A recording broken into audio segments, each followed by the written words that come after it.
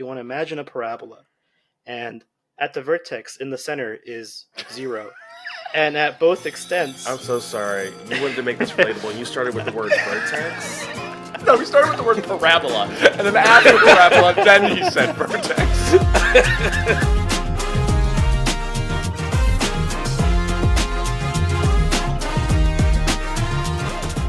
welcome back to the After School Cinema Club podcast. A director, a writer, and an actor walk into a bar. Clearly so prepared to have a conversation. I'm Jose. I'm the director. Joined by Vaughn, the actor, Dylan, the writer. Gentlemen, good morning, good afternoon, good evening, whenever you're listening. How are you doing? I'm good. Maybe I should say some of it now. That way it's just like, it's not as much when we get to it. Y'all set me up. And this is like the general y'all that have set me up for the movie that we're going to be talking about a little later on in the pod. I have so many feelings, and I have been set up by so many multiple various people, but we'll get there when we get there.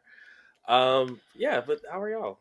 I'm good. I do feel partially responsible, knowing your taste in movies, and then being the one to recommend this and be like, "Yeah, let's talk about it," and not realizing what was going to happen. So I'm excited to talk about that a little bit later. But yeah, I'm good. It's been a calm week post Oscars. Nothing really too crazy to complain about. I'm happy to hear you guys are doing fine. Hey, I had fun. And we'll talk about it moving forward. I also didn't know what the movie was about. Dylan, I assumed you were super invested in post production, pre production, just so hyped, like, oh, this is gonna be a great movie. It's gonna be a great movie. But I mean, hey, we'll get there when we get there. I will also say, speaking of like us being in the post Oscars world, I felt such a sense of freedom this week at the theater. I like all the weeks, leading up, especially since the nominations dropped. Obviously, we all watch a lot of theater, but when we get to nominations, it's usually some stuff that maybe fell through the cracks. And I felt such a sense of freedom to like look at what's out and like, okay, what do I want to see? Not necessarily like, okay, what do I want to make sure I'm knowledgeable about from an award standpoint, but like what's interesting to me this week. So that was a really fun experience to like, I'm back in control here. Yeah, I'm in the Movies are same. back. It's been a bit of a struggle for me between seeing all the movies that were like had to for the Oscars, getting Dune out of the way, and getting Part 1 out of the way, and everything, seeing a ton of stuff. So it's been like just a wild ride. So yeah, it's a good point. I'm hoping that moving forward, we'll probably have a more structured flow with it too, and come 365 days later, when it comes to the Oscars, we'll probably have discussions and points to fall back on to maybe form a better opinion and to give the audience a better insight as to why we chose the things we chose. Although I think Dylan thinks Dune 2 is going to win already, so maybe we should just call it quits. In fairness, I also think Origin's going to win already. So here we are. We both have like cast our ballot so early in the race. I'll have to wait for my movie to come down from the heavens this year. Civil War looks good. I just finally saw a trailer walking into Love Lies Bleeding, so maybe we'll see what that happens. I guess we'll jump into that now. What did you think of the trailer, Vaughn? I don't know. Have you seen? You probably haven't seen it. I know you don't watch trailers. I did get stuck. Stuck. This is such a weird phrase. I did get stuck watching some trailers before a movie once. And yeah, I did see a bit of it. It's so chaotic, and I appreciate that I don't really know what's happening. I understand the world, but I don't know what we're about to do, and I'm excited about that. The premise is it's one of those things that like toes the line where it's like, this is too close to real life for me. But I'm excited. More excited than I think I would have been for this if I saw a trailer for this week's film. But we'll get there. Vaughn, or not Vaughn. Jose, what do you think? I am Team Iron Man all the way for the Civil War. I think no, but it's interesting. Kind of sort of touching on some of the news we wanted to bring up this week. It's been getting a lot of buzz from South by, a lot of positive buzz. It's a very loud movie. Probably going to be something that I'm going to watch in Dolby just to really immerse myself in the audio. I want to know why California and Texas are unified. I feel like they have wildly different political views, but from some of the things I've seen on Twitter, it seems like there's a decision made in the narrative that kind of both states align with. And so I'm just thinking, what could that possibly be around? Maybe one of those scenarios where someone is on the right side but for the wrong reasons, which we've seen. I feel like we've seen a lot more in press in recent years, but maybe we'll get to it when the movie comes out, right?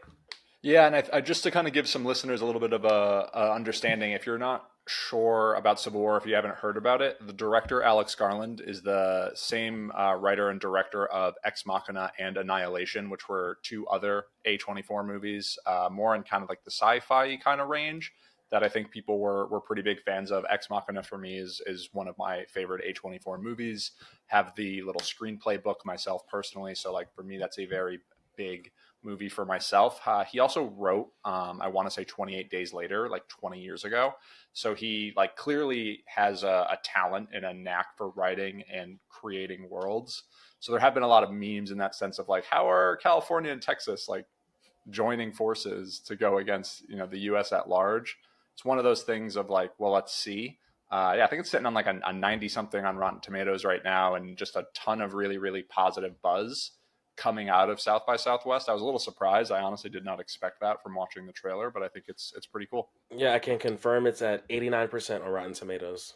That's a pretty good score for something like this. Sticking with A24, I guess we could start with one of our biggest news stories this week. IMAX and X24 are presenting some screenings. It looks like it's going to be one per month. Right now on the 27th, they're gonna stream Ex Machina, and then Hereditary and Uncut Gems seem to be coming soon. I personally am very excited for Uncut Gems. One of my favorite A24 films for sure. I think it brought Adam Sandler back into the conversation of like, oh wait, no, this guy's an actor. He's not just Mm-hmm. goofy. He's not just making movies for the check. Like, no, this guy can perform. Um, it's a shame. It's been, I don't know how many years since Uncut Gems come out, and he hasn't really been as prominent since this conversation came out. Um, Yeah, Uncut Gems was 2019, I want to say. And I feel like once we hit 2020, he was voicing cartoons again, and that's that. If the check clears, do it. But then he had a deal with Netflix for a minute, didn't he? Like releasing a couple things. I think he's still making those movies, and like props to him for just taking the bag from Netflix and flying his friends out to, tropical parts all over the world and making, Yeah, not serious movies. I will say I just saw him recently in a movie called Spaceman that was on Netflix. Um, I saw the trailer with him and Paul Dano as the creature.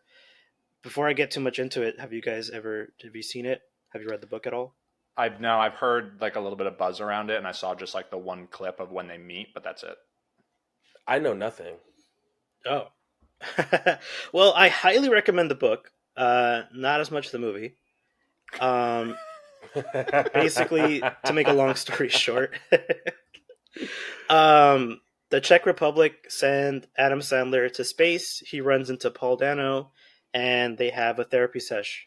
The book just goes way more into detail about their relationship and Adam Sandler's kind of trauma as to being alone in space for X amount of months.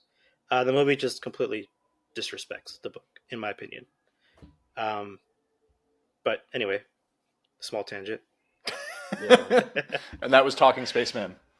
was Spaceman. Yes, we'll I clip will it to say TikTok. in the vein of just re-releases, as even with premium screenings, I really do appreciate that it gives folks an opportunity who maybe did not experience uh, these films in a certain format or in a certain capacity to have that experience. I'm a theater purist. Like, I'm like, go to the theaters to see things. So like, if something's on Netflix, honestly, I did this for a lot of Oscar nominated stuff. I went to a theater. There are a couple theaters out here in LA that show Netflix movies, and so I willingly paid my probably half a month subscription to get a ticket to sit in a theater by myself, to watch this stuff. But I do think there's something. I noticed that, even going to like certain premieres and stuff, there's a different energy that gets to kind of circulate when you're in a theater, big tub of popcorn. It's not the same as if I'm like on the couch that maybe I sometimes have friends over and we're like hanging out. Like, to know that this space is like sacred in this way. I don't know. I don't want to get too preachy, but the idea that somebody who maybe only heard about Uncut Gems 2 years ago and rented it on streaming, it can now sit in a theater and like relive that experience. Or Ex Machina coming out on the 27th here in March. Like, I'm excited to go sit in the theater and watch it. For Yeah, I sure. think that Uncut Gems for me in particular, a movie like that just creates so much like stress and tension.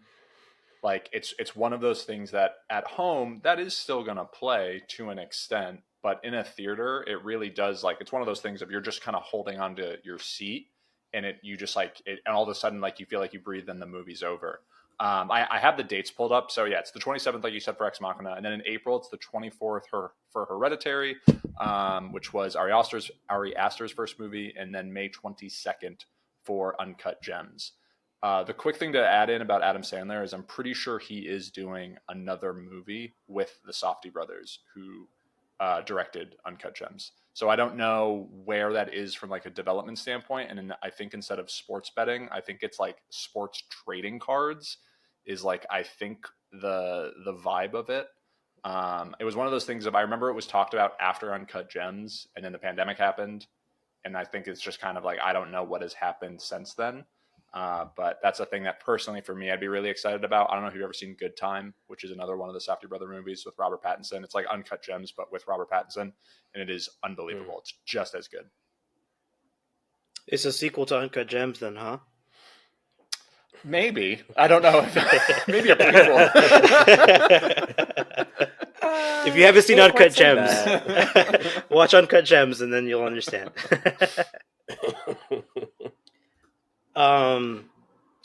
Sticking with Ari Aster, his fourth movie, Eddington, is seems to be in the works. A stacked lineup of Joaquin Phoenix, Pedro Pascal, Emma Stone, Luke Grimes, Austin Butler, Deidre O'Connell, Michael Ward, and Clifton Collins Jr. Before recording, I did say, "Fool me once, shame on you. Fool me twice, shame on me." Um, for me, he's got a 66% average. Hereditary, Midsummer, amazing, wonderful pieces of horror. Beau is Afraid, dog shit, dog shit. Dylan will say otherwise. The first half of the movie was fantastic, and we can get into this discussion sometime in a future episode. But you just can't have the first half be another Ari Aster classic and then just not deliver, in my opinion. Yeah, I'm as Jose just said, I loved the first hour and a half of Beau is Afraid until he runs through that glass door. And then from there, it's just not as a great movie and feels kind of pointless and weird. And there's some mom trauma porn that is kind of prevalent in a lot of the movies that he does. So I'm curious to see how that ties into this movie. There doesn't appear to be any like older mom character in the cast so far. It seems mostly people of around, the same age, or, the men, if anything, are a little bit older. But this is a stacked cast. Joaquin Phoenix, Pedro Pascal, Emma Stone and Austin Butler, that is an insane kind of like group to build the movie behind. And I'm happy that I guess A24 is still backing him after Beau is Afraid kind of bombed a little bit. And I'm just happy to be here. How do you feel about Midsommar and Hereditary, Vaughn? You're catching it in IMAX, right, Vaughn? Hereditary? No, I can't do. I really do need to. We're sprinkling this throughout, but I'm going to get really into it once we start talk about this week's film. I feel so protective over like my energy and my like psyche, and I'd like to have a sense of like peaceful catharsis or feel good. That's how I like to go when it comes to content. And from what I can understand, that's not necessarily the case with the films you mentioned, especially Hereditary. That's like the Psycho Nun, right? I think it's like a cult, right? Midsommar is more culty. Hereditary is like there's demonic stuff with Hereditary. There's a dead kid, and then some family mom issues between the son and mom, and then culty devilish stuff towards the end. I don't like Hereditary as much. I think most people like Hereditary more. Midsommar fucked me up. That movie fucked me up. Really, really good, and I don't like horror at all. But I love that movie. So like I watched Steven Universe like when it came out on purpose. You know what I mean? Like that's where I'm living. I wouldn't want to taint your psyche. But Midsummer is filmed primarily in the daytime, if that helps. No. And there's only one jump scare. Everything else is just like right in front scenarios. of your face. Okay. It's just like it's not cheap in that kind of way, which is what I appreciate of Midsommar. Midsommar is to me a much more realistic horror. I don't find demonic stuff interesting because I'm not a religious person, so that doesn't scare me. And I tune into the proceeds to get struck by lightning.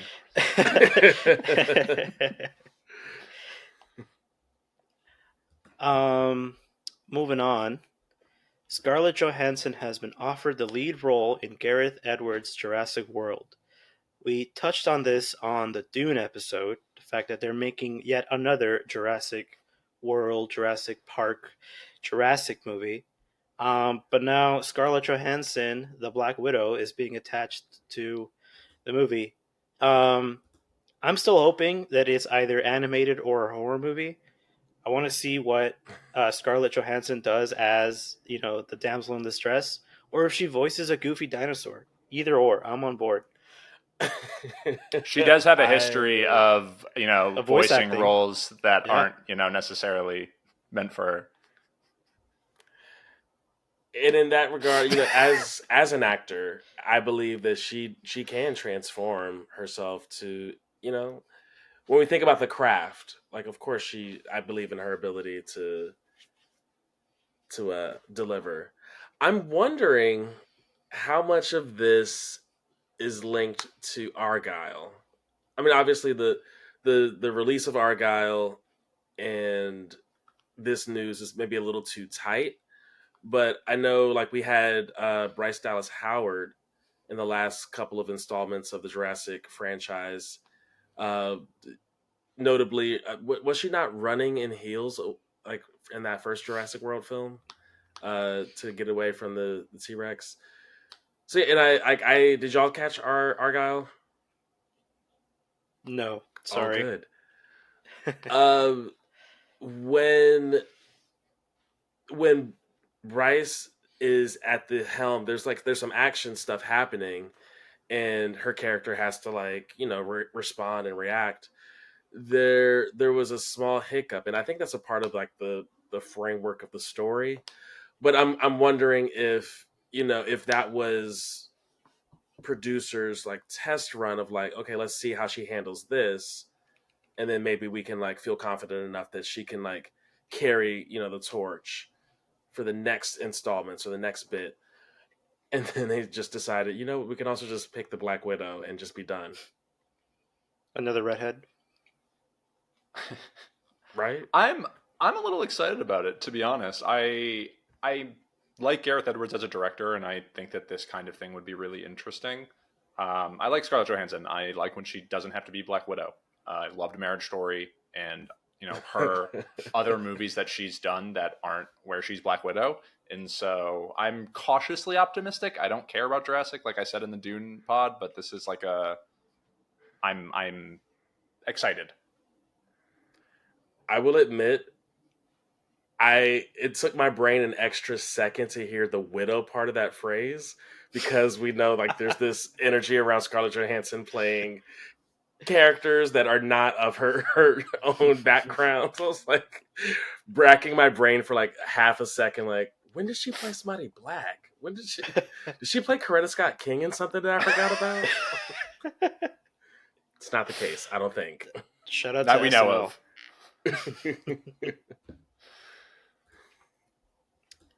of. And then lastly, we wanted to talk about Yorgo, forgive me, Lanthimos. I can never Nailed get that it. last name. Can never get that last name.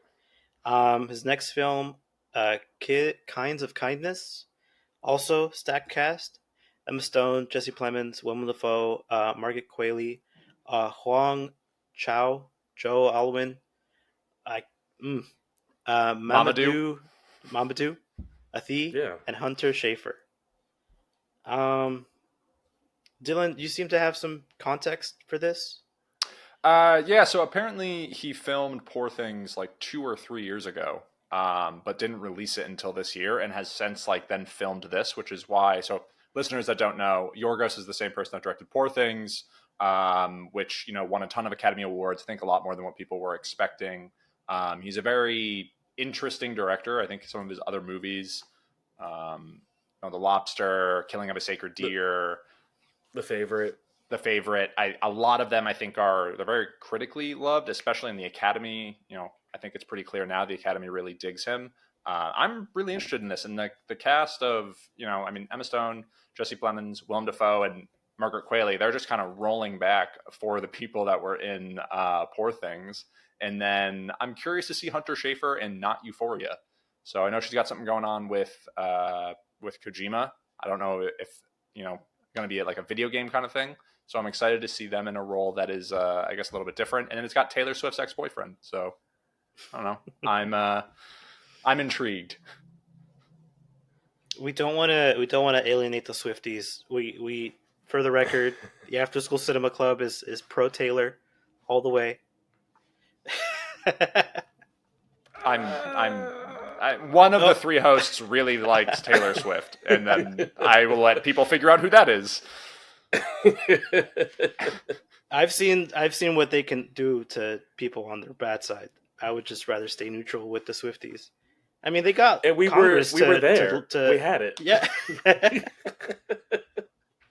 All I said was it had Taylor Swift's ex-boyfriend. I didn't say anything else other than state of fact. These people are vicious, man. Jose's like, we need to swear allegiance. Bring it on. Bring it on. And that's for Dylan exclusively. Don't bring it on to us as an entity. Now I have to do damage control here. The After School Cinema Club does not condone the actions of Dylan Meehan. The reviews and opinions. I'm excited about the movie. Let me know what y'all think. I'll say this. I'm excited mostly to see director-actor combo strike again.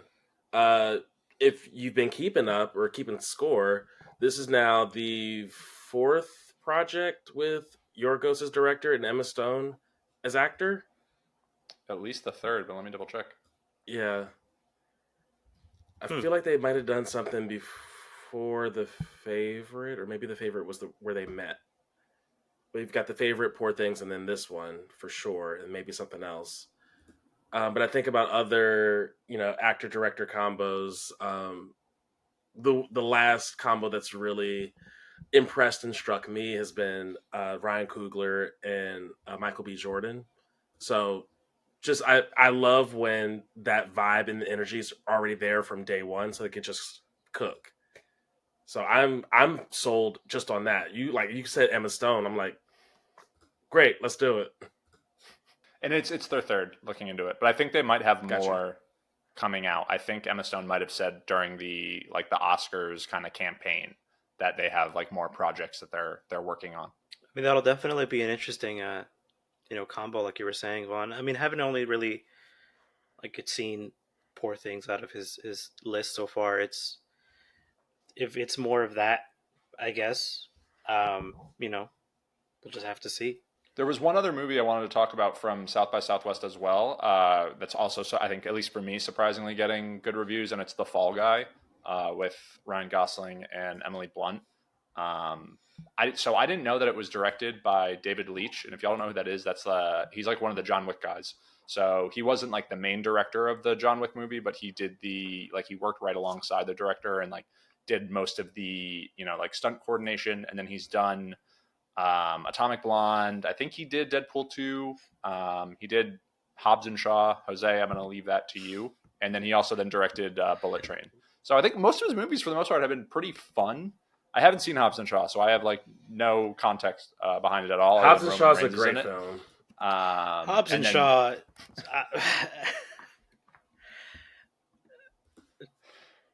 Hobbs and Shaw. Oh, okay. Hobbs and Shaw. Hobbs and also Shaw. It can stay as Hobbs and Shaw. You can drop the Fast and Furious Presents. It does not deserve to taint the wonderful franchise that is the Fast and the Furious. Wow. Anyways, most of his movies seem fun. I can't speak to Hobbs and Shaw, which we just said like 17 times. But I'm excited. So I was surprised. I don't think the trailer looks that great, but it's getting really good buzz. So shout out. I mean, action movie for action movie's sake, Hobbs and Shaw was fine. Bullet Train was also really cool. Deadpool 2, I think, was probably the better of the two Deadpools. So if it's an action kind of flick, I mean, I'm down.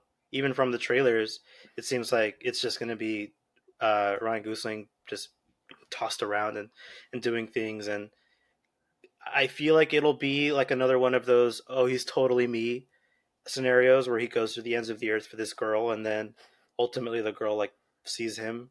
Although Barbie really wasn't one of those, and I guess Blade Runner really wasn't one of those either, but I'm sure there will be clips or La La that Land. make its rounds. Or La La Land, exactly. Yes. Your point stands. Yeah, he's totally me, for real. He's just like me. Crazy Stupid Love, yes. Drive, yes. I haven't seen The Notebook, so I don't know. What? Yeah, no, I know I'm a huge Gosling guy. I just haven't seen it. No, yeah, I don't know. Davina doesn't really give a shit about it, so I don't have to give a shit about it, and we're good. And we'll address all of that later. We don't have enough time today to get into that. Real quick, I just wanted to say, what do you think the budget was for Hobbs and Shaw, and then how much money do you think it made? Budget, I'm gonna say 200 mil. I'm gonna say over, because Idris Elba, The Rock, and Statham are all pretty expensive. I'm gonna say 400 million? Yeah, they're expensive dudes. These movies are expensive. Each expensive. one of them's getting 100 million? These movies are expensive, dude. And what do you think the box office was? It for Hobbs and Shaw, I'm gonna say probably 800. made like 800. Oh no, no. Because I think China really loves the Fast and Furious franchise, so I'm gonna take it up to 1.1 billion. Damn. Okay, Jose. It wasn't a mainline film, but it was just action. So I am gonna stick with 8, maybe 900 million. So the budget, this is not including marketing, it's 200 million. The box office, 760 million, which I still think is insane. That is wild, the power of those movies. That's crazy. It's not one of those movies. It literally is. It's in the name. Nope. The movie is called Hobbs and Shaw. Fast and Furious presents Hobbs and Shaw. No. Presents. It's It's just two guys who happen to be in the movies beforehand. It has nothing to do with the grander narrative of the Fast and the Furious. And I've got Vaughn on my side here. We can go at this. This could be the pod. I'm I good. was Let's willing move to on play to devil's advocate because I wanted to like keep everything unified, but I realized you could literally swap out Hobbs and Shaw in Fast and Furious Presents for Marvel and Sony Marvel Presents, or like in association with Marvel, and I'm gonna have the same vitriol, so I get it. I don't want to put that energy on this movie. I think the Sony Marvel movies are in a league of their own. You damn right. And yeah, and I don't want to. Yeah, I think those serve different purposes. And Hobbs and Shaw was The Rock trying to hitch his wagon and steer the Fast and Furious franchise unsuccessfully because he came back. Spoilers for Fast X. He came back Who could have believed it? Wow. because the DCEU flopped. I mean, that is pretty unbelievable. But you don't know much about the story, Dylan, so you don't understand the gravity of him coming back. It was a big deal. It was made like I in the theater was like, what? Like it was huge. I want you to care about this franchise so much, and you just don't. And I just have to be okay with it. It's not okay, but I have to be okay with it. And I think we'll talk about maybe why I don't care about it as much when we get to Love Lies Bleeding. Oh, interesting. Well, before we jump to Love Lies Bleeding, I wanted to, or I guess behind the scenes, we've all been trying to think about how can we rate films appropriately. This is the After School Cinema Club. We probably are all okay with A plus minus all the way down to maybe D or F minus, although personally rating films negatively just sets a bad tone for the medium as a whole.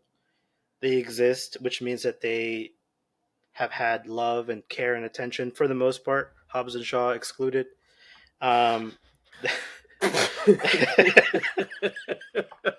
There's a lot that goes into the craft of filmmaking, and for the most part, there should be a standard of these are all great because someone cared enough to make them exist. And so, for the audio listeners, I'm sorry. I came up, or I remember seeing this graphic online of a parabola. If you want to imagine a parabola, and at the vertex in the center is 0. And at both extents... I'm so sorry. You wanted to make this relatable, and you started with the word vertex? No, we started with the word parabola, and then after parabola, then he said vertex. Okay, think of a circle. Think of a circle with a thing down the middle, with a line down the middle, right? On the right side is positive, on the left side is negative. Movies are neither good nor bad, they're just enjoyment, they're content. We all love content, right? But depending on where that point lies is how you can enjoy it. So, let's give some examples, shall we? Given their previous context, Beau is Afraid, dog shit, it's a 0. It's not a good movie. We're gonna move to the positive end. Dune 2, I think we all agree, is a fantastic movie. That'll probably be like a positive 10. Positive 10. Is that the highest? That is the highest. That is the highest, yes. But then on the other extreme, we have something like, just because it's in front of me, Tokyo Drift. I'll probably put it at like a -8 or a -7. And so you're probably thinking, what is a negative score, right? Well, a negative score is a quote-unquote bad movie, but it was fun to watch. And so when it comes to the overall rating, you just take another math term, the absolute value of what that number is to give it your conversational rating, right? So Tokyo Drift goes from a -7 to a 7. Beau's Afraid stays at a 0. Dune goes from a positive 10 to just a 10. We get that you went to Berkeley, but like this is... It's fair. It's fair. It's the fairest thing you can do. Because I personally have a bad feeling whenever I say something was dog shit. I feel like you have to earn dog shit.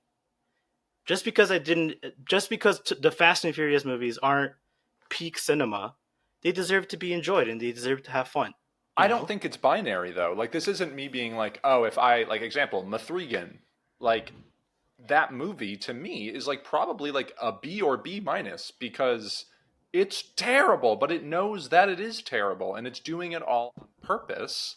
And it's like, okay, so it actually isn't terrible then. This is all, these were choices that you made. And then like you walk out of it, like when Vaughn and I walked out of it and we were like cackling. Like that was like one of the better theater experiences I had all of last year. So it's like, it's one of those things of, for me personally, like it's just not everything is binary, and so I think that that can still fall within the, a traditional more score, and it's called After School Cinema Club, and I feel like letter grades would make sense based on that. did you not learn math in school? I'm a writer, so And I'm a director. I'm really good. There's technical aspects of that. My family, I've got family that are all up and down good with math. But not me. I'm the black sheep of the family and did not get that gene and am not good with that. I'm good with algebra, but I don't want to take out my TI-83 cosine, any of that. It legitimately looks like I am in trigonometry. I think parabolas are more geometry, but go on. I'm going to clip this. I'm going to put this on Instagram, and I'm going to like overhead what this looks like. It's insane. Vaughn, back me up. Okay, so as the actor who, before I became an actor, my major was mathematics. Yes. Yes. I knew that going into this, and I know that I'm fighting an uphill battle. We're hearing, I had no idea.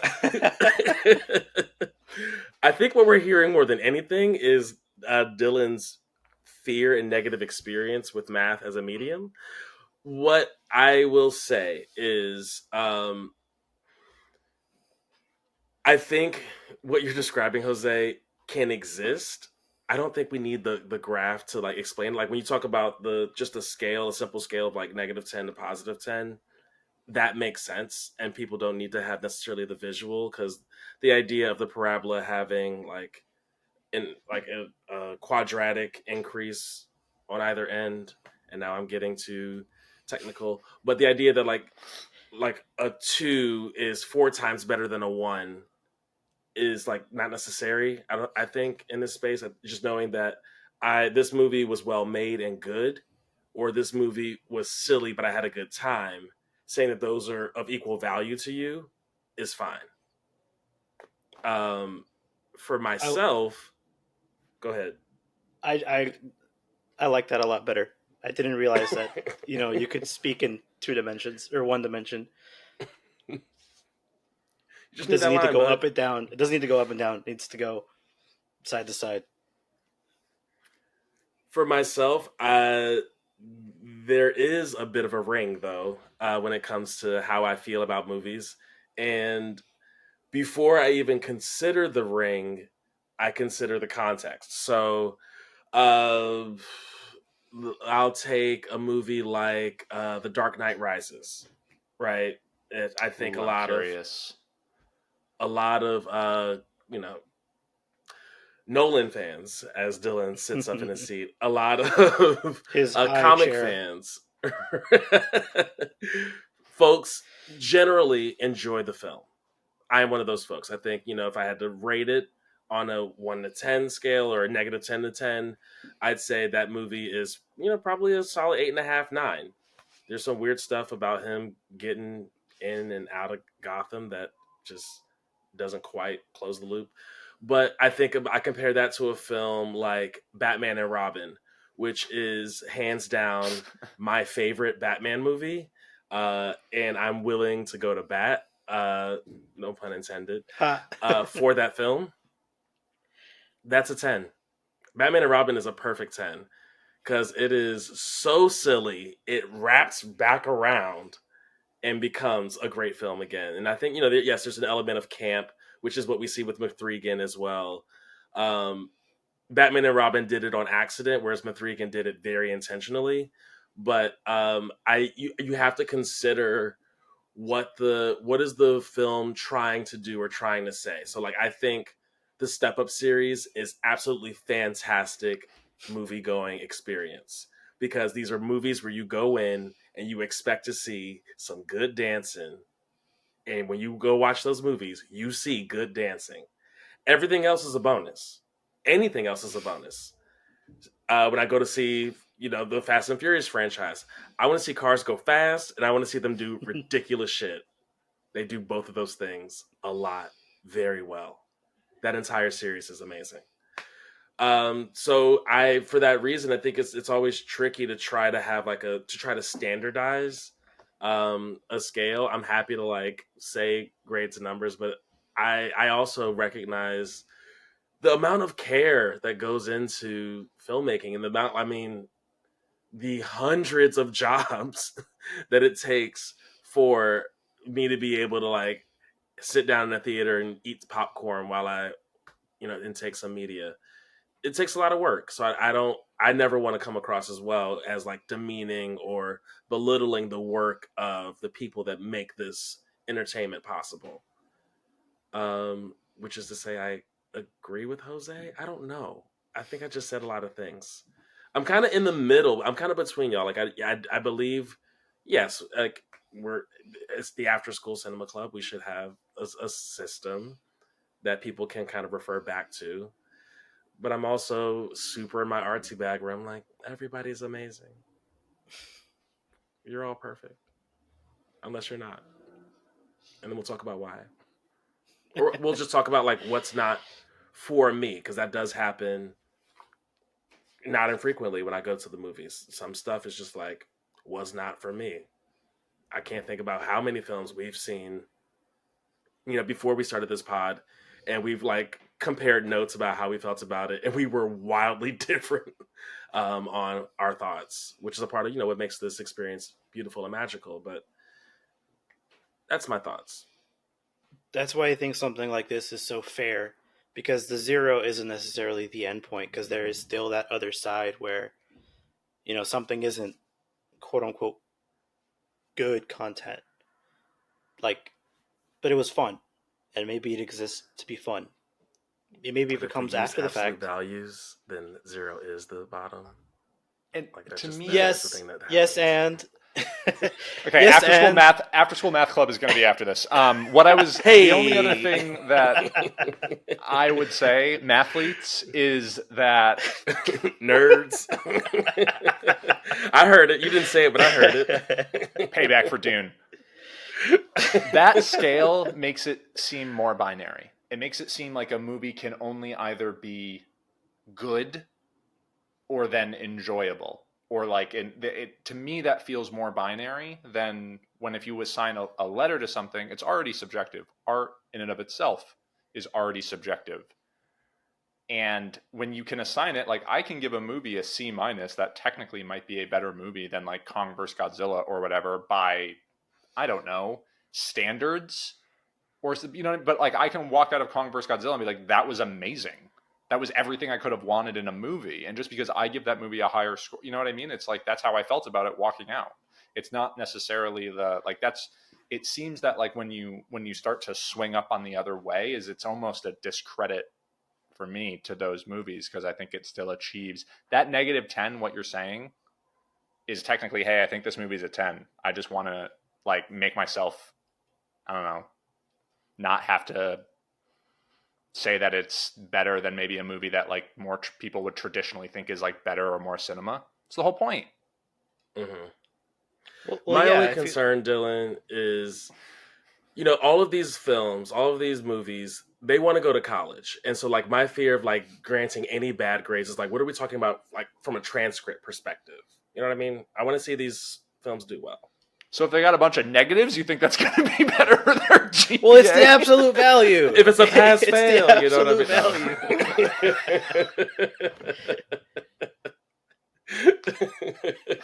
It's the absolute value. If anyone is still listening, what I will first, thank you. Second, let us know if you haven't blocked us. What I would ask is that you either email us at theafterschoolcinemaclub@gmail.com, text us if you know us personally. You can message us on Instagram, Twitter, anything like that. We're going to put all of that in the show notes and let us know. And we'll see. We'll probably continue this discussion off pod because this is off the rails. It helps if you see the graph. You got to see the graph. I will clip this. I will clip this to Instagram just so you see it, and so you understand that one of us went to Berkeley, and I worked hard on this graph. Hey, I need to say this. The graph will not help. He's lying to you. I worked hard. To me, the graph is worse. I remember I was like, what the fuck is this? Like, what are we doing? What are we doing? He's just like, look at the graph. It's gonna help. It's not true. It's just not if you true. if I could take the time to fill out the graph, I think it would make more sense. With like example films on each. Yes, yes. Example films would help understand. Sure, bud. Whatever you say. Okay, hey, Love Lies Bleeding. I gave it a -5. Thoughts?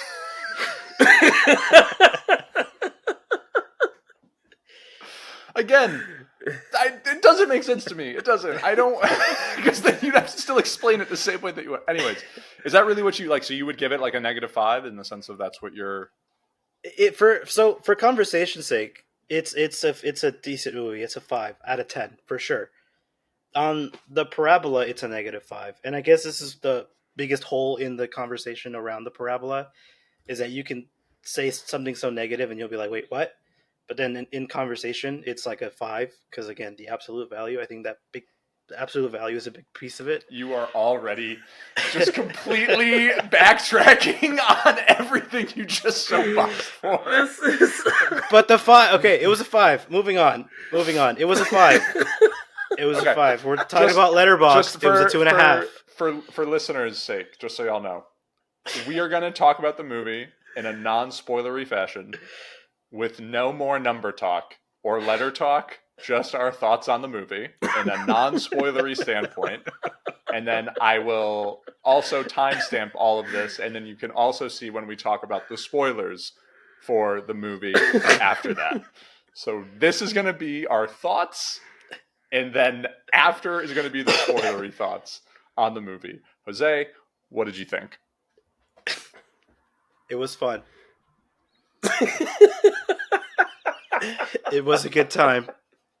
I enjoyed my time at the theater.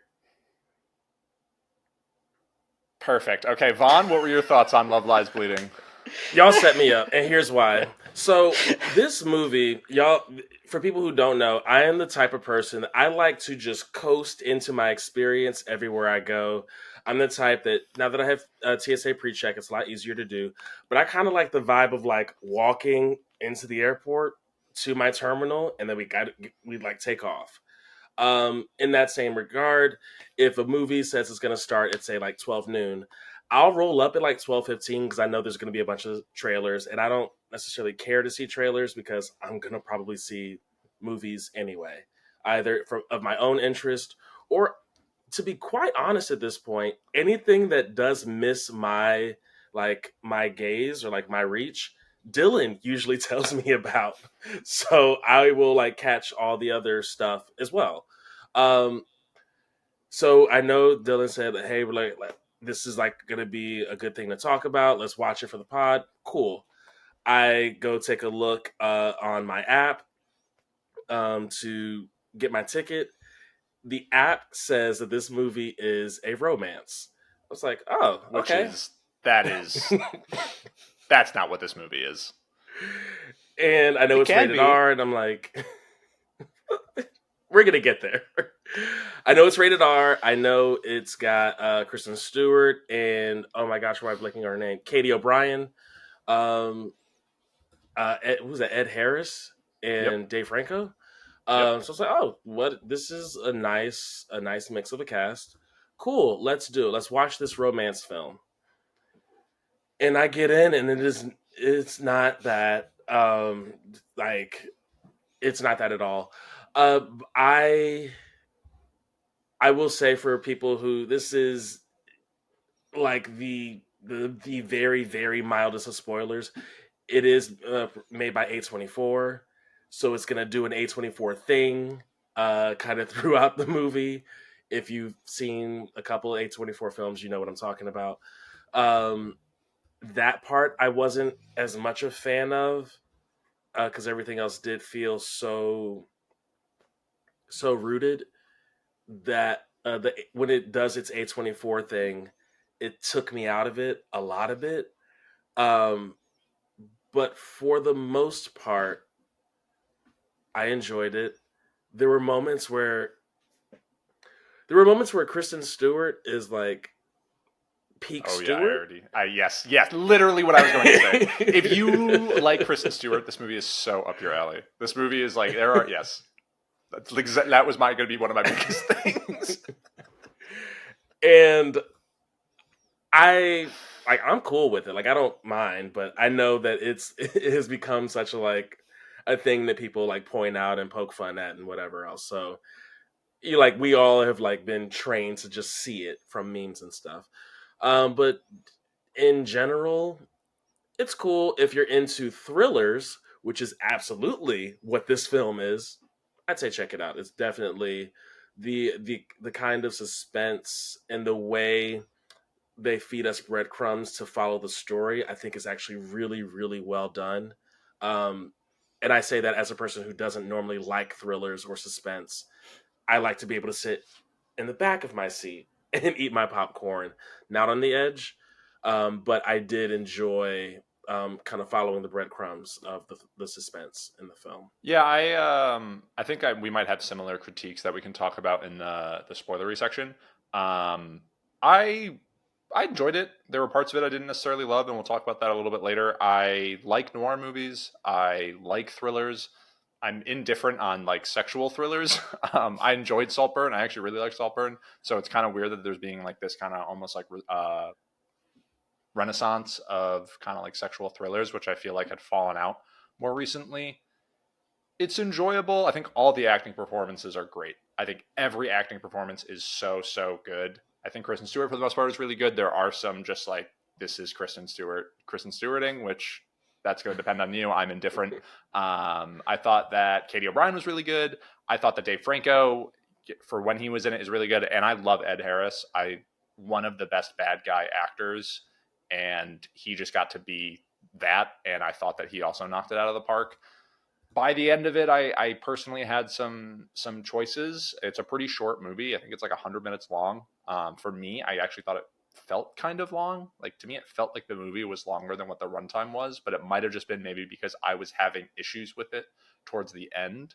Because I don't know, Davina seemed to really enjoy it. There was a guy that was like sprinting into the theater ahead of us. We went to go see it at Alamo, and there was a guy like full on running, and we saw him like walking out after.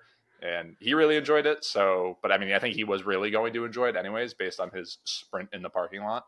So, For sure. Why, I'll say this other yeah. thing. What do you mean by really enjoyed it? You know, I don't know if he was like the guy in Detroit who, if listeners don't know, a man in Detroit was arrested for jacking off and falling asleep during his screening of this movie. And if you still don't know, it's a lesbian sexual thriller. Yeah. I was gonna say the other thing. And on that note, still non-spoilery. I'm not touching that thing at all, literally. It's so small, but I really enjoy. Oh God, that's okay. Clip it.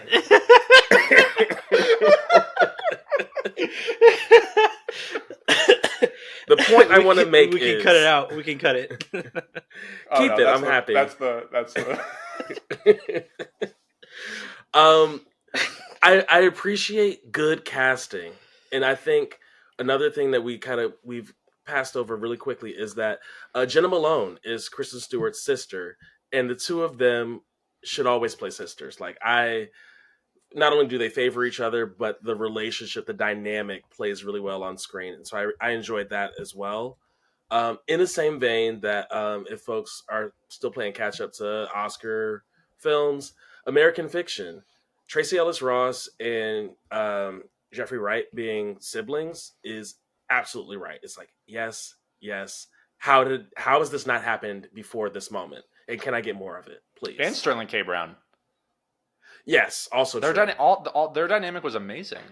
I was like, these people for sure grew up together. Just to stick with the casting, also the other love interest was unbelievable as an annoying person.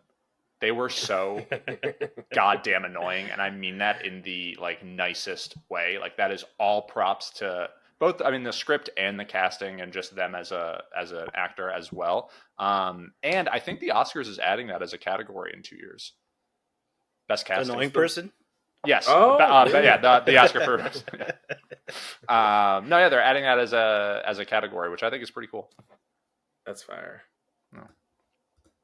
To Anna circle back, Baryshnikov, that's who plays that other love interest. Anna Baryshnikov. Baryshnikov, that's crazy. Mm-hmm. Okay, to some of my opinions. Um, I think you Yeah. guys both really talked about what I did enjoy about it. It was some parts were pretty cinematography wise pretty good. A lot of the color I feel like in certain scenes were pretty good, and yeah, Jackie's performance hands down one of my favorites so far um, this year. I think her whole character is very well written, and the delivery for everything that is someone in her predicament, to not get too much into the spoilers of it, um, is great. I think a lot of their actions are justified given things that have happened or potentially have happened to lead us to where we are now.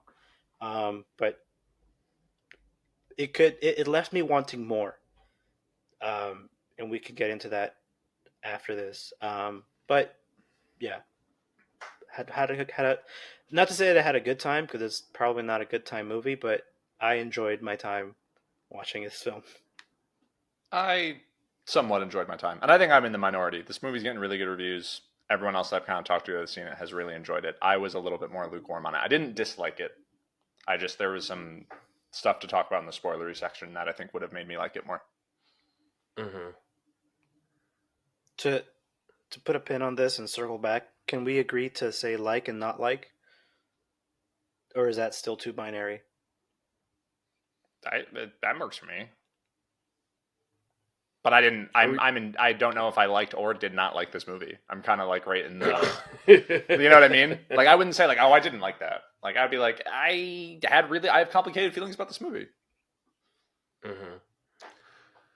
Um, I mean, like and don't like are still essentially a binary, but It could not get more binary. Yes. uh, for me, I think it's just a matter of like, and this is another binary, but like, was this for me or not for me? This film, just because of its genre, not really for me. But I enjoyed following the trail. Do you want to talk about spoilers? Do we I'm want? ready. Yeah, let's get into spoilers. Alrighty, Like, y'all can go first. I really appreciate the noir element of so the gorge bit was weird just in general, but I appreciate it reminded me of Sin City quite a bit actually whenever we saw the flashbacks to like the murders of the people going into the gorge. Um that felt really stylized and in like fun and good. I liked it. I think they kind of went to that well one too many times. As like a small little thing. It's just like, oh, okay, it's a red screen again. Oh, okay, yep. It's like they're shooting the person again and looking at the gun again, and it's Ed Harris's creepy face again. So it's one of those things of I did appreciate it, and I don't mind. I sometimes really don't like anything stylized in movies. Like it's not normally what I go for, but like in terms of, but I actually I liked this in that aspect. I do think it was just one too many times.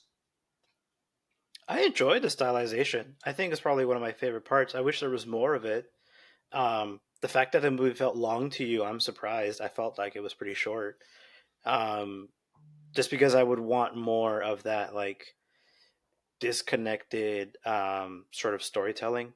Because the movie starts right with Ed Harris shooting someone, and you're like, oh, who's he going to shoot, right? And then it goes to the present, and then it goes to the past, and then it goes to the present. Um, but I think just having the reason why I did say I like a lot of the cinematography was that one shot in the hospital after the sister finds out what happened, and they're standing in front of the Coke machine. Which, by the way, there was a lot of product placement in this movie.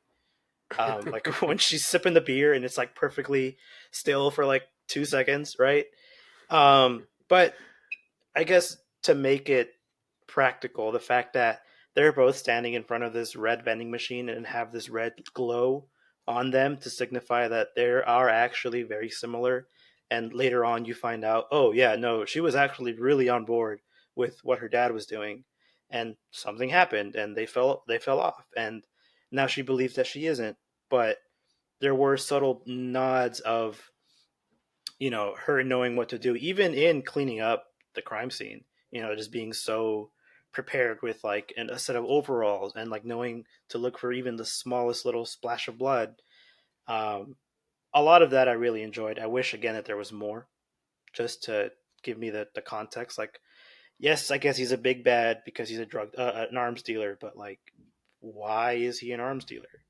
What is he like? What went so wrong with Kristen Stewart's relationship that she ultimately decided to leave it? He's obviously not homophobic, because he's, or I wouldn't say obviously not. I would say he's not blatantly homophobic, because he's acknowledging Jackie and acknowledging the fact that they're together. So like, what gives? Why is there this tension that we don't see? Right? That's a good point. That was kind of one of my bigger criticisms. Is like, if you're gonna have the story be this short, which I don't necessarily have a problem with. I don't mind short movies. Yeah. There was a lot of stuff that was just left out that I don't understand why. And that was one of the, it's like, okay, yeah, who are these? Not like, I don't need to know necessarily who these guns are going to, but like, it's just like, okay, he's an arms dealer and he makes money. And like, maybe that is technically all we really need to know, but I just would have liked to get a little bit more. And like, why are they killing all these people? We find that out like towards the very end, and it's just like, okay. And Dave Franco is like, he's actually a rat, but like it's just like one line that like just gets thrown in, which seems totally out of character. There's nothing else that we've seen that would like indicate that's who he was. And like, these are all like, it's like they're small things. Like, it's not like this is all the reason why the movies are bad, but they started to kind of like pile on towards the end of it. And for me, it kind of, same line of like, this movie couldn't decide if it wanted to be silly or if it wanted to be like very, very serious. And personally, I love very serious movies. However, like I don't like, oh, I don't want any like comedy in my movies either. Like, that's not where it's coming from. But the mix smash like didn't make sense, where sometimes I would have to be watching this like, this is a really, really serious noir movie, and then it's like, there's a dead body hiding behind a couch with two not regular cops, two FBI agents are in this house. There's a full-on fucking head and pool of blood that a cat is licking. One of the FBI agents is actively fucking walking around looking for shit and doesn't see it, and it's meant to be funny. And it's just like, then shouldn't the whole movie be a fucking joke? And it's just like, you're not telling me that it's a joke. And so it's like small, and it's not like, oh, this movie's so bad because of that. It's like almost these things that made me more frustrated, is like those were choices, and I just didn't necessarily agree with the choices. And to me, like, that like took away from it in that kind of way of just like, it needed to lean more into one way or the other. Like, at times it's like trying to be almost Thelma and Louise, but then it's not. And then it's like trying to be more like serious, and it just try to pick which one it is, I guess. I don't know. Yeah. To your point, Dylan, I think if they had one less, visit to the gorge, then I would love to see one more scene where we get to see what was Lou, Kristen Stewart's character, Lou, be cruel to someone else. I love that, we through this whole journey, excuse me. I love that through this whole journey, we're watching her like kind of repel her dad and his actions, and just to establish that line of I am not him, I am different. And then the moment she has a chance to be cruel to her sister, she does it, and I love that so much, and I wanted to see more of it because they're kind of teasing it throughout, like that. Because if you really want to get out, just get out. That I didn't see necessarily like why not just work with the FBI and like get a plea deal. And if okay, you care about the mom, but like that needed to be a little bit better fleshed out for me. And they don't even show the plea deal. Um, We have no idea. And then she just is like, "Oh yeah, I've been working with the FBI." And it's like, well, you made it seem like they weren't working with them, I and think it's that just was like, a bluff. I would no, say but that then was a because bluff. the movie ends with like they're coming, the cops are coming, Well, she could call the cops. Call the cops for maybe the murder of the annoying chick. but the cops are And like, you know but what I she mean? Like said they're she being told them paid, everything.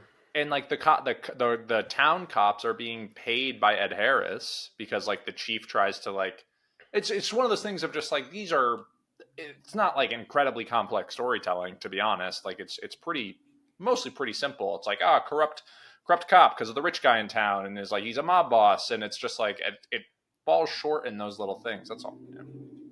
It's like one more draft could probably address some of the stuff we're talking about here.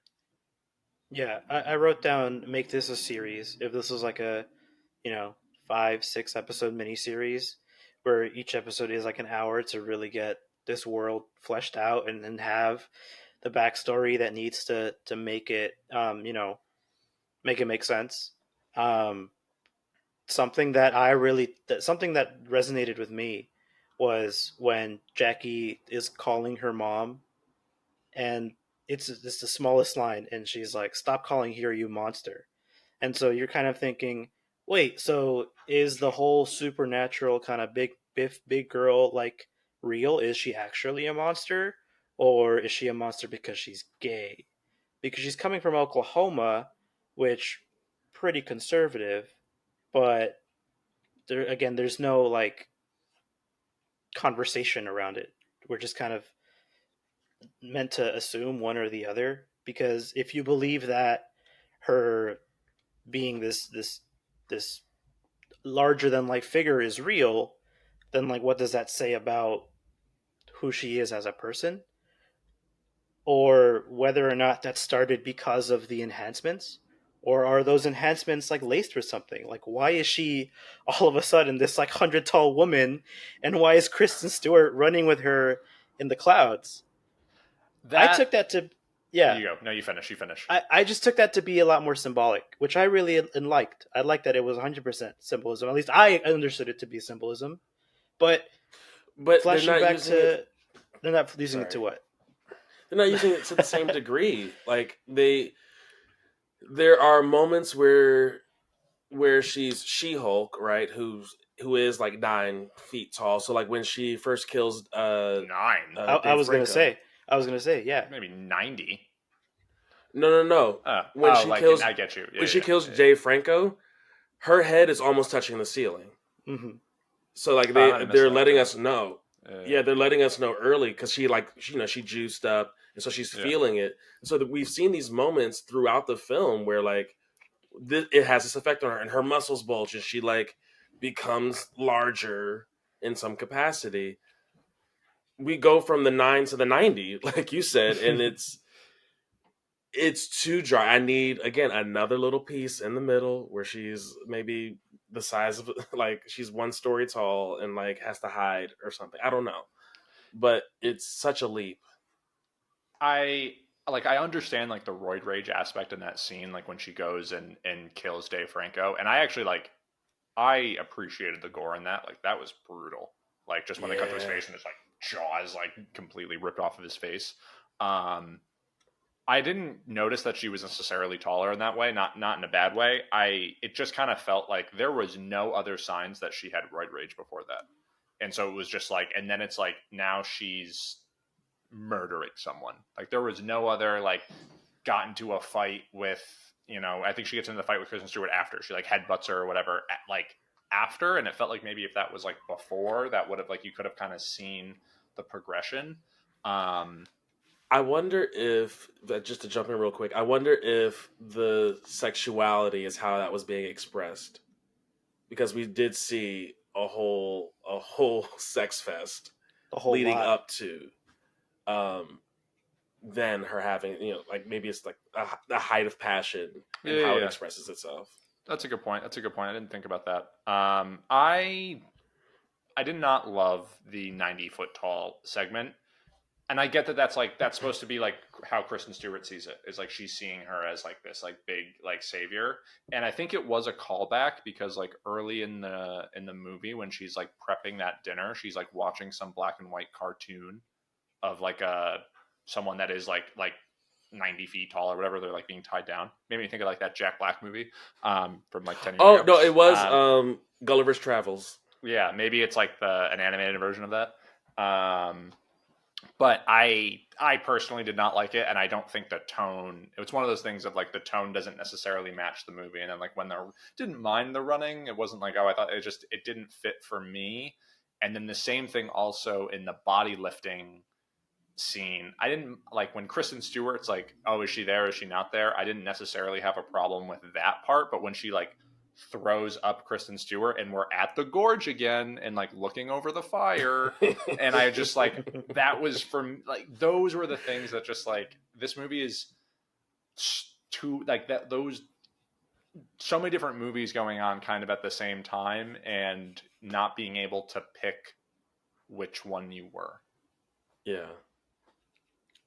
I will say that the throwing up is more of like a side effect of the drugs because up until she gets to Vegas, right, she's like hella loopy, and even when she's talking to the dude, his eyes are like really weird, and the text is like hard to Yeah. see, and it's hard for her to focus, and even while she's like doing her performance, it's like very stylized again in the way that she is experiencing this event.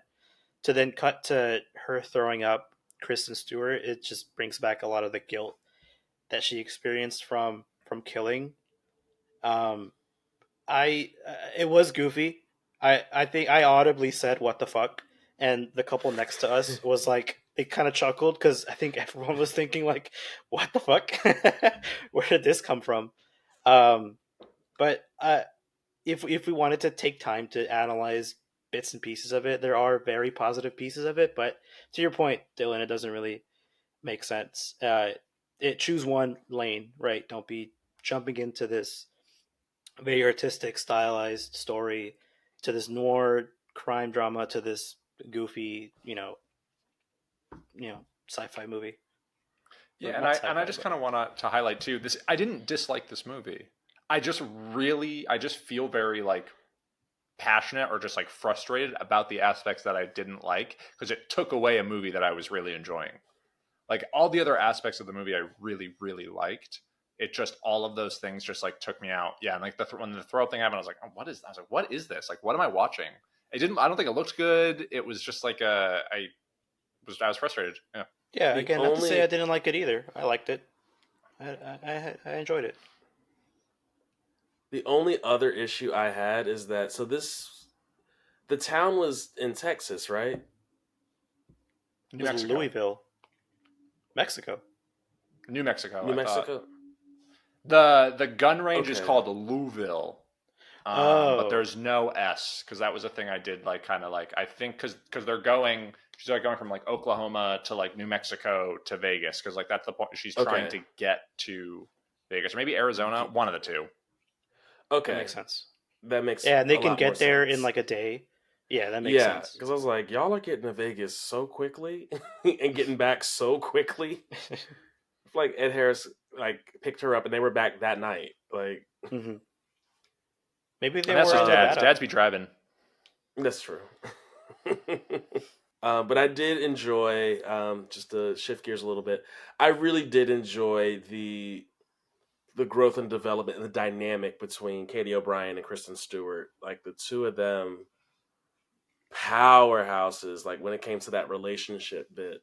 And I love that we got to see, some more of their like just their characters come out, like the quirkier bits of like she um Jackie, right?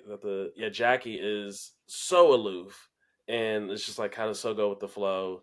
And Lou is low key controlling, and like as much as you don't want to say you're like your father, he's showing up in all your actions anyway. Um, Down to the like, don't leave, like just stay here. Like I'm gonna take care of it. I'm gonna fix everything. It's like super paternal. Um, but yeah, I loved watching their relationship grow, and it really I'd say they did a really good job of making me care about whether or not they would make it as a couple or like figure their stuff out. And that's why I would say this movie is still a romance. It's still a relationship film because there are scenes where, or there are bits and pieces of that relationship that you get to explore throughout the entire narrative, from a lot of those past traumas and past, you know, situations, to molding this new relationship, to then breaking it up and then bringing it back together, and learning what it is to love one another. I would still categorize it as a romance for sure. That would be one of the categories I would put it on, but that would not be like the No, first. not Like the not the if I'm tagline. No, clicking no, on no, no, no. AMC, like that's I'm sorry because I know how you feel about those movies, and I thought I had said that when I picked this, so I apologize that I just like had you walk into this not knowing. So that's on All me. good. Because as soon as you had like sent that text, oh, I think I might know how I goofed.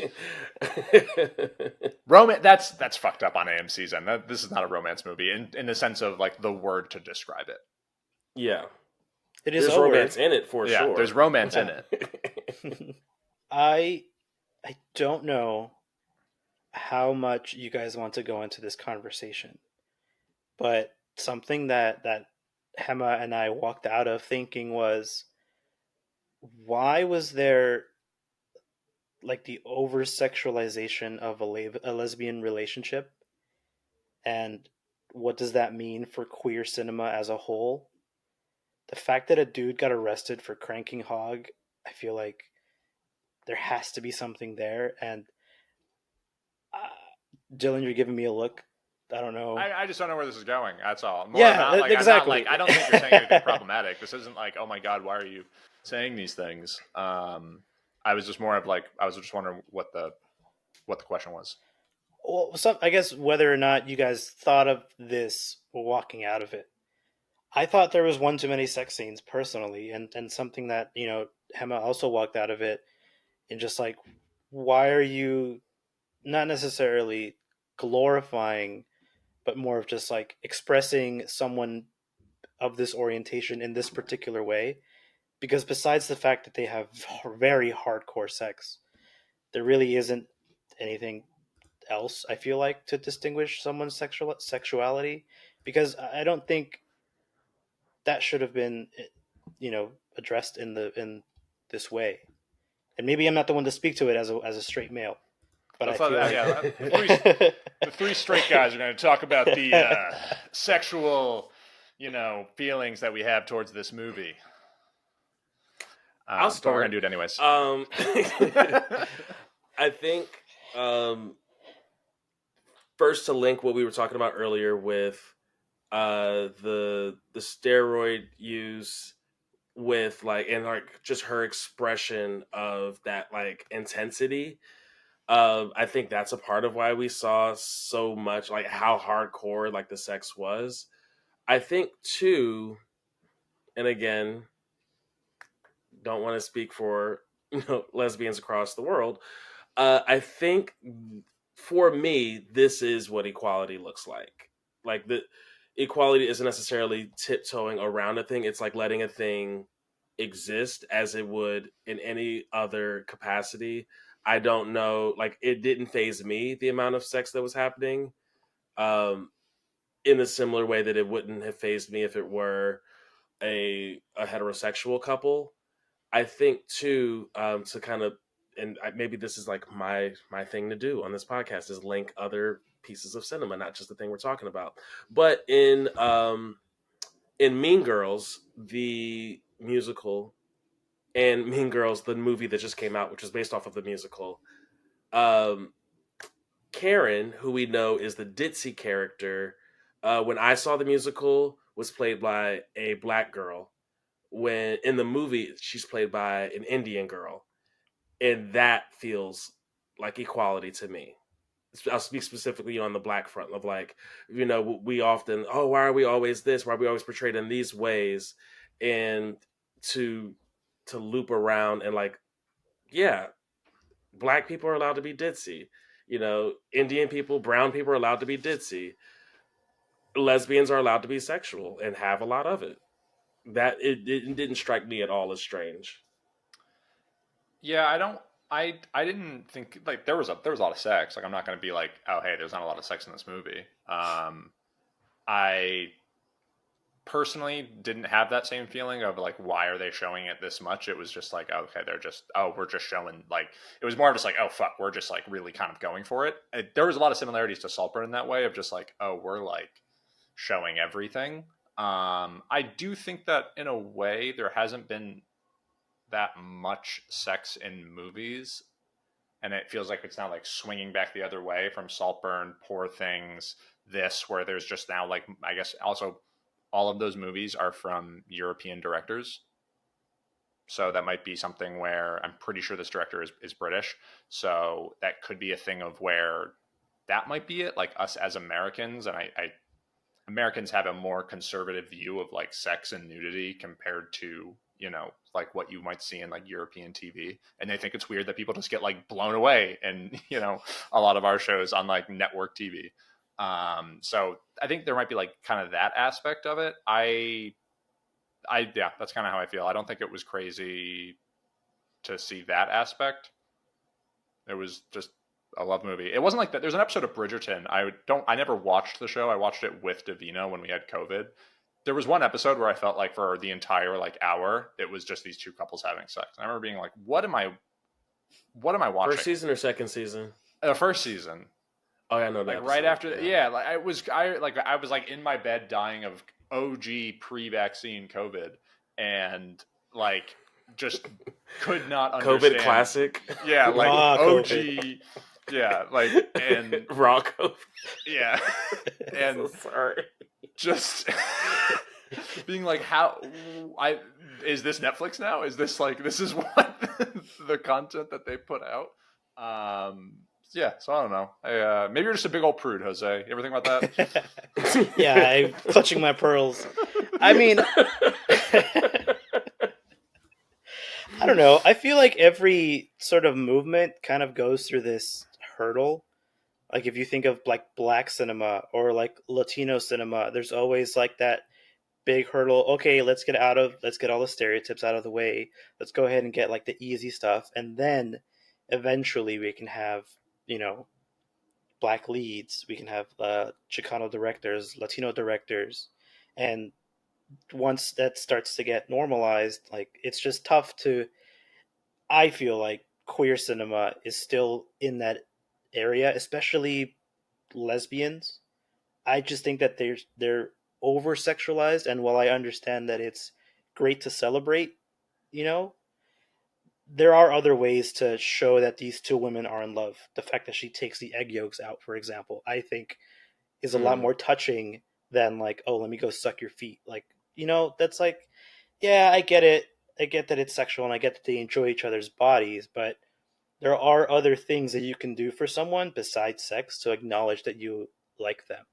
And I think we're probably around that era where queer cinema, with Saltburn too, right? There's a lot of, you know, things happening in that movie that we're just at that point, and sometime in the future we'll start getting to it being a bit more normalized, right? But maybe I am just a prude. I don't know. That's between you and God. And I'm a little surprised in myself because I actually usually am a prude when it comes to like seeing sex in cinema. But I was like chilling. I think everything else had been just so strange in the film already. I was like, I don't know what's happening, but yeah, they're fucking great. Let's do it. Normally, I just don't like sex in TV or film because I don't think it seems real. This at least felt like somewhat like more realistic in a way. It wasn't just like kind of more like awkward. Like Poor Things, I actually thought was kind of awkward. Poor Things, it was more of just like these scenes are kind of awkward and made me uncomfortable, like really uncomfortable. It's a very deep sigh. I heard it. Poor Things complicated. Poor Thing is complicated. Poor Things is so complicated, and this is the spoiler section of Love Lies Bleeding, not of Poor Things. Yes. So I want to respect that and not say anything about the film. I get it, but I do have thoughts on that movie. Talk about that off pod for sure. Is that it? I think so. Make it a mini series. It was a good time for the most part. Had fun. Would recommend it just to see what the wider appeal is. I hate that a lot of people on SF don't really watch movies this way, so I can't really have a conversation. But if someone's willing to listen to the pod who lives in the San Francisco area, let me know. I have been enjoying people reaching out, kind of like out of the blue, people that I don't expect to listen to the pod and giving their opinions. So, leave your opinions down below and text us. It's great to have the engagement. Yeah, no doubt. I think that's it for me. I'm trying to make sure I've addressed everything, because I do feel like we did harp on the things we didn't like as much, and we didn't talk about the things we did enjoy. But yeah. Do you want to spin it real quick to talk about the positives, or no? I think that was the beginning. The beginnings, I feel like the non-spoilery parts were mostly all the positives. Yeah. But if there's more you want to dive into too. No, because everything that I think about as a positive, there's a complex element to it. I do appreciate, the more stylized stuff, but sometimes it's not clear when we're using a device versus when this is actually happening. Because it's a stylized moment effectively when she gets roid rage and kills Dave Franco. It's also a stylized moment when she grows to be 100 feet tall and pins Ed Harris down to the ground, so that the police can come and get him. Or who was this random woman that yelled at Kristen Stewart to get in the car? She's getting. Is it? Yeah. Do they talk about a mistress? She had children. No. Yeah, the mistress. Wait, who? When Kristen Stewart gets to her dad's house at the end of the movie, a middle-aged woman, runs out, I think with 2 children, and gets into a car and is like, "You always ruin things, Lou," and then gets in a car and drives. Yeah, and it's just sure, but is it a mistress if the wife's been gone for 12 years? No, no. That's the stepmom. Yeah. So that's established. Wait, why are we still calling her mistress? Oh, because they never get married? Her portrait is full on in the house. So I just assumed that was his new wife. I thought that was the mom. We do see the portrait. No. The mom's been missing. That was the So the portrait is not the mom. Mom's been gone for 12 years. Yeah, definitely not of. Mom's been gone 12 years, and I think that's a part of what supports the dynamic and the frustration that Kristen Stewart's Lou has, is that Ed Harris Lou has just moved on. He's just start a new family. Great, this is what we're doing now. And yeah, thank you for reminding me. Yeah, that was the stepmom or mistress. I don't know what the legal status is. Well, I figured that the portrait was of the mom because was it the scene before when I think Ed Harris has her pinned and she's like, oh no, it's right after, where she's like, what did you do to mom, huh? Did you kill her too? And he was like, no, she couldn't live with the fact that, she was married to me and had you as a daughter. So I thought that there was still some sort of connect between the dad and, the original mom, especially if that OG mom stuck with him, as he was rising the ranks of arms dealer. It would make sense to have that sort of gaudy, Mr. and Mrs. painting in your house if you're with your OG, not necessarily your side piece. Even though it has been 12 years and there's children involved.